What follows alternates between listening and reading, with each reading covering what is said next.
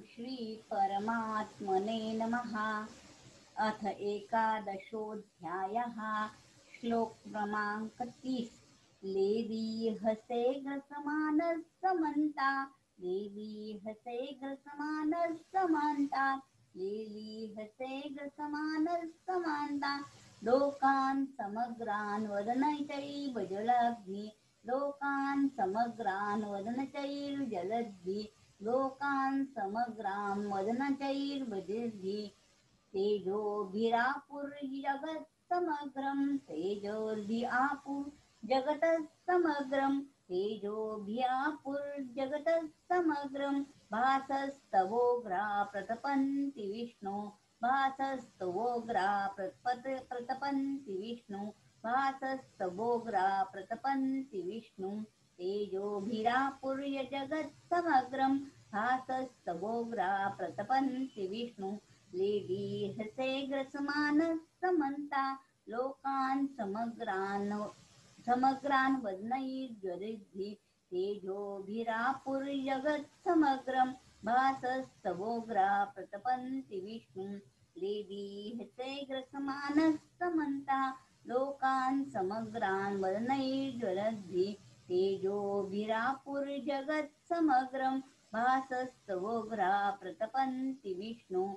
Levy हसे ग्रसमानः समन्ता, लोकान् समग्रान् वदनैर्ज्वलद्भिः। तेजोभिरापुर्जगत् समग्रं, भासस्तवोग्रा प्रतपन्ति विष्णु। येथे लोकान् समग्रान सर्व लोक आणि जगत समग्राम जड चेतना स्थावर जंगम रूपी संपूर्ण जगत हे भगवंताच्या समग्र रूपाच्या अंतर्गत आहे। गीतेत भगवंतालाही समग्र म्हटले आहे। असंशयम समग्रमा कर्मानेही समग्र म्हटलेले आहे। यज्ञयाचरत कर्म आणि संसारालाही समग्र म्हटले आहे। सर्व हे भगवंताची रूपे।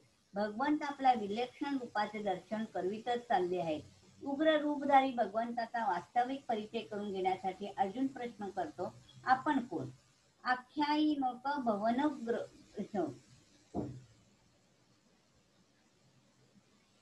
आता 31वा पण श्लोक घेऊया आपण याच्यामध्ये।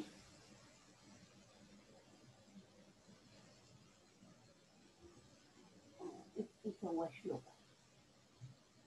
आख्याम्येको भवनुग्र रूपो, आख्याम्येको भवनुग्र रूपो, आख्याम्येको भवनुग्र रूपो। नमस्तुते देववर प्रसीद, नमस्तुते ते देववर प्रसीद, नमोस्तुते ते देववर प्रसीद।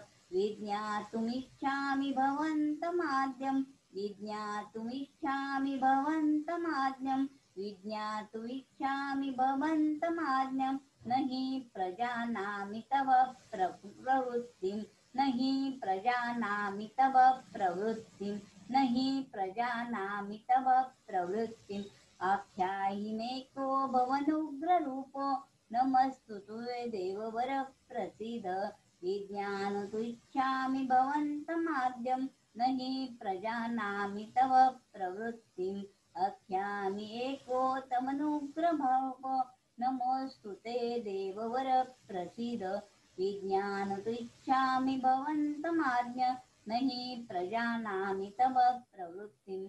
आपण देवरूपानेही दिसत आहात व उग्र रूपानेही दिसत आहात, तर वास्तविक असे रूप धारण करणारे आपण कोण?